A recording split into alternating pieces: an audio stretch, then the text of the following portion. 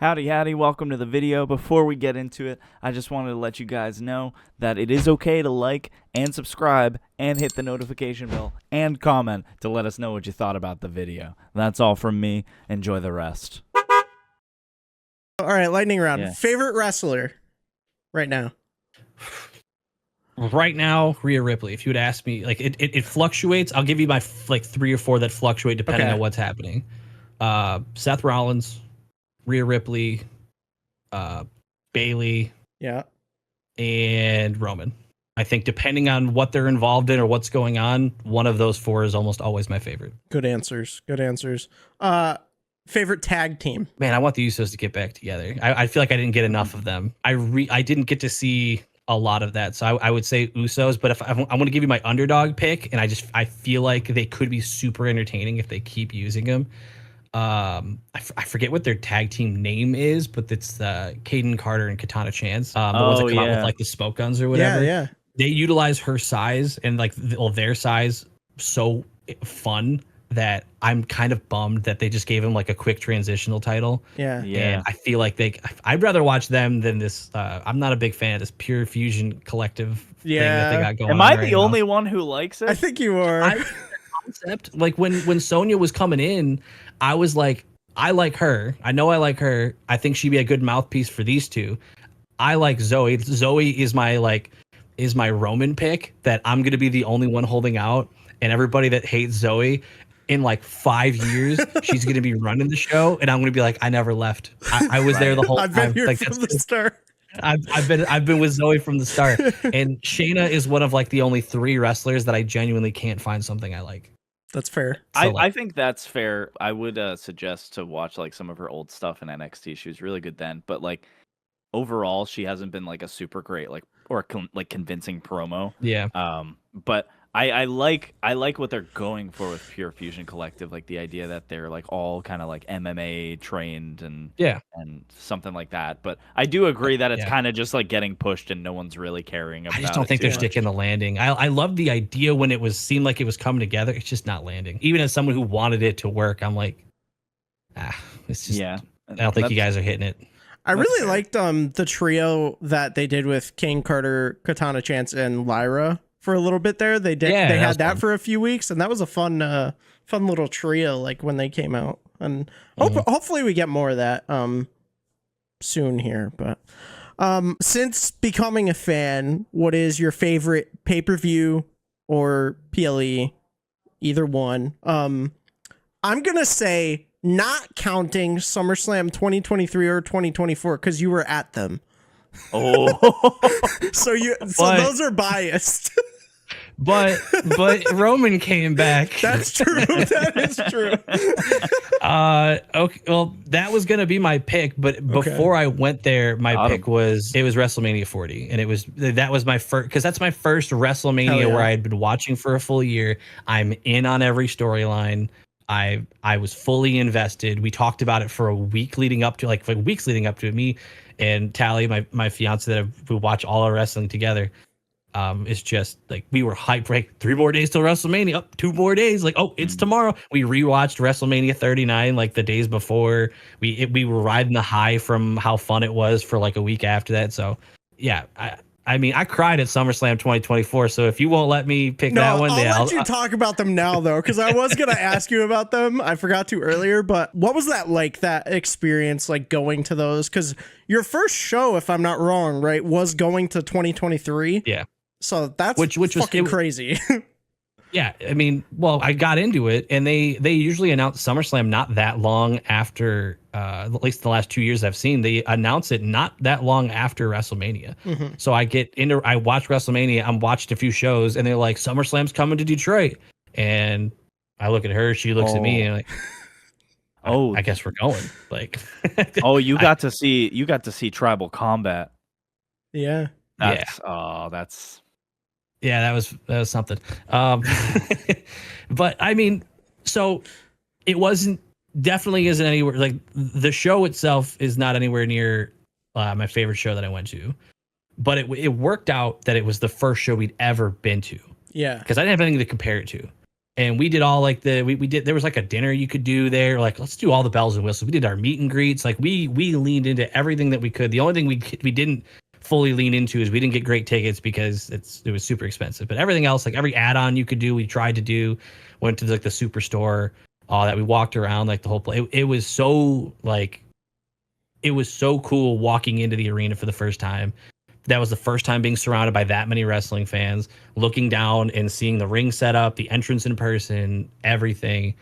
That was cool. Like that was just, I'll never forget that. And yeah, it wasn't like my favorite show ever, but it was a good experience. In the moment, it was fantastic because I had so little to compare it to. So it was kind of perfect that it happened when it did. And then SummerSlam 24, the whole experience was a blast. I was more experienced at this point of going to shows, so I knew where to be and when and what was. I knew a lot more ins and outs than I did the first time around, and the show was just spectacular. The ending was just, it was. I cannot imagine being in that arena when he came back, dude. That must have been so fucking loud. Oh man, it's TV, especially in open air stadium. TV didn't do it justice, man. It was the loudest. I have been to playoff like game or series clinching scenarios for other sport like hockey, like just extremely loud sports environments I have been in, and this shattered it. Like I have never heard a collection of that many people. Like Roman's that ooh ah in the corner was one of that was I get goosebumps just thinking about that. That moment was so cool that because I've seen previous Roman eras. I've seen it bad. I've seen Tribal Chief where he's the heel and people like him, but they like to boo him as well. This was the first time I'd ever seen every single person on their feet do the ooh ah cheer for, like it was the most 100% in on something I have ever seen. Completely unified crowd, all on the same page. It was so cool. I would give anything to watch. I would go back and watch that main event over and over again if I could. It was just, even knowing like nobody, it's not that you knew that he was going to be there, but that was the big expectation. Like it's like, it could be Roman. Here comes Randy. Oh my God. Here comes Kevin. It could be it. And when the drums hit of his music, it's one of those things that's like predictable, but also like, oh, we're fucking cooking. Still surprises like, it's you. So like, I want it so bad. Like it's like totally fantastic. Okay that it's predictable. I love it. Hell yeah. And ain't that the best part about being a wrestling fan? It's true. What is, either counting Patreon stuff or, just current stuff, what's your favorite feud or match, even, like, out of everything that you've seen so far? I know it's a hard to pick. But what's been your favorite thing to consume so far? It's really tough for me to pick overall favorites. I can give you, like, I feel like, because I get asked that in comments a lot of what's my favorite, because it changes so much because I'm being exposed to so much new stuff. And so I feel like it'll be an easier answer to give a lot of favorites after watching for like years, I feel like, because then I will know for sure if it's recency bias or if it's just because I haven't seen much. But like right now I am really enjoying seeing I'm watching a lot of New Japan stuff. Okay. And I'm seeing a lot of, it's like older New Japan stuff. And I'm seeing a lot of wrestlers that I recognize, whether it be they're in AEW now or WWE now. Seeing where a lot of these guys came from. So I would give that as my answer of like my favorite thing that I'm consuming across the board. Seeing where wrestlers that I like watching right now are coming from. That's my favorite, is seeing old stuff that is involving people that I'm still currently watching. I love getting more context of the history and the past of the people I'm currently watching.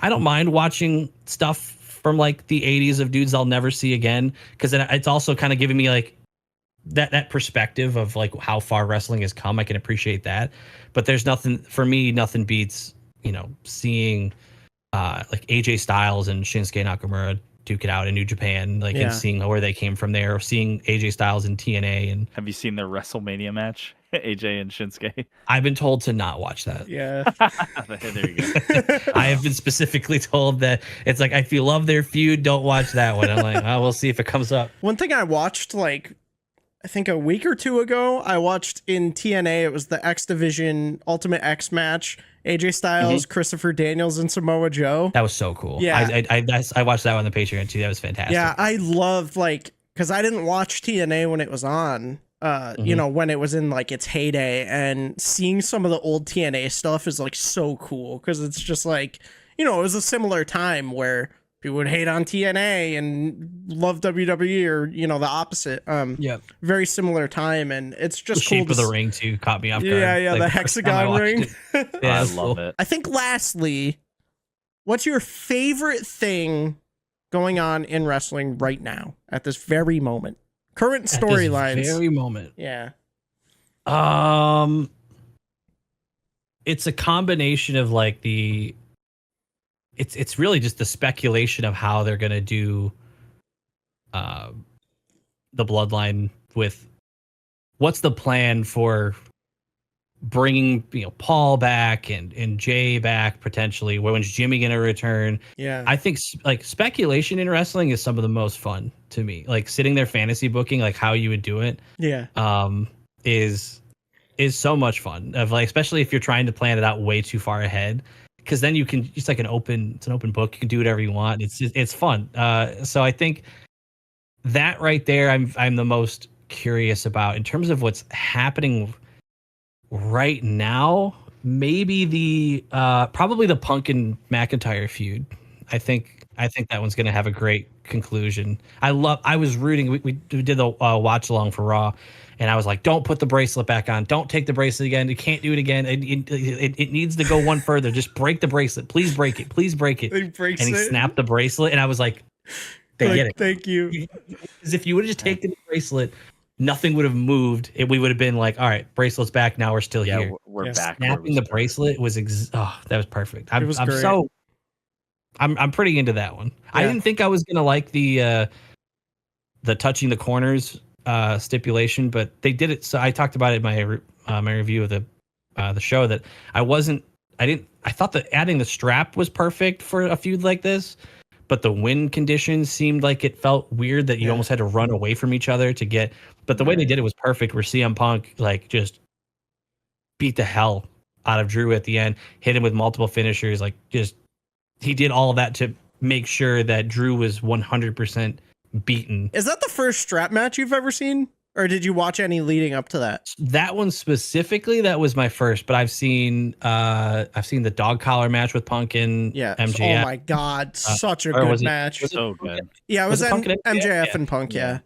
And then I saw they did the what was the what Cody did with like the cowbell and the rope and whatever. Oh, the bull rope match. Yeah, I've seen a couple. He do that with the one with Brody, maybe, or I don't know. It was, but it's like that genre. I think another one I think of too is FTR and the Briscoes at Ring of Honor is they did a dog collar match.